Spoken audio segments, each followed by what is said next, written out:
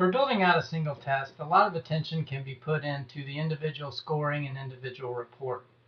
But when you become more prolific with your test catalog, you can save a lot of time by repeating actions. For instance, if you're building out a report, you can take advantage of what we're calling report templates.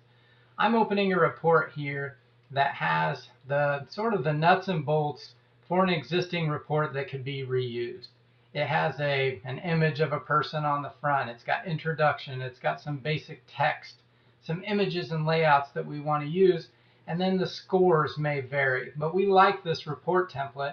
We don't want to have to rebuild this over and over again for our second, third, and fourth test. Up at the top here, there's an option to save this as a template.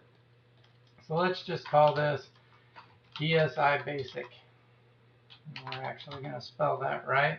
And cover page and descriptions. So we can put in what those report templates might, something that we could call and remember that. Then we can go to another test. I'm going to use this test case test because it's really simple. Go in and edit that. The reports that exist today are non-existent, if you will. So we can go and add another report. We could do a self-authored report.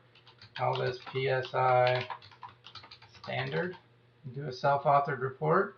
Hit create report. And then we can go into template and say apply that template. It's going to ask us some questions. After it's applied, each report widget must be edited to associate to appropriate scores. That makes sense. Each test is going to have different scores. It's going to allow us to pick the template, and then it's going to say, you might have already put in 6 pages. Do you want me to append, or do you want me to replace? And I want you to replace. And I can use report level settings, and for any of these options that aren't clear, it'll tell you what that means. So we'll take that, we'll hit apply template, and now this report is in my second test. The scores aren't going to make a ton of sense.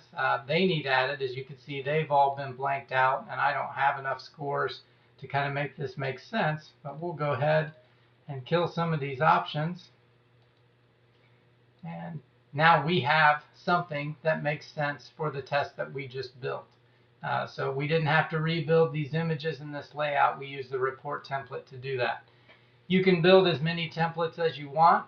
So that those can be set up and reused. Just encourage you to use names that can be easily recognized. And then secondarily, it might make sense, kind of like when you're working with PowerPoint templates or Word templates, to do the basics so you don't have to do a lot of rework every time you copy that template in.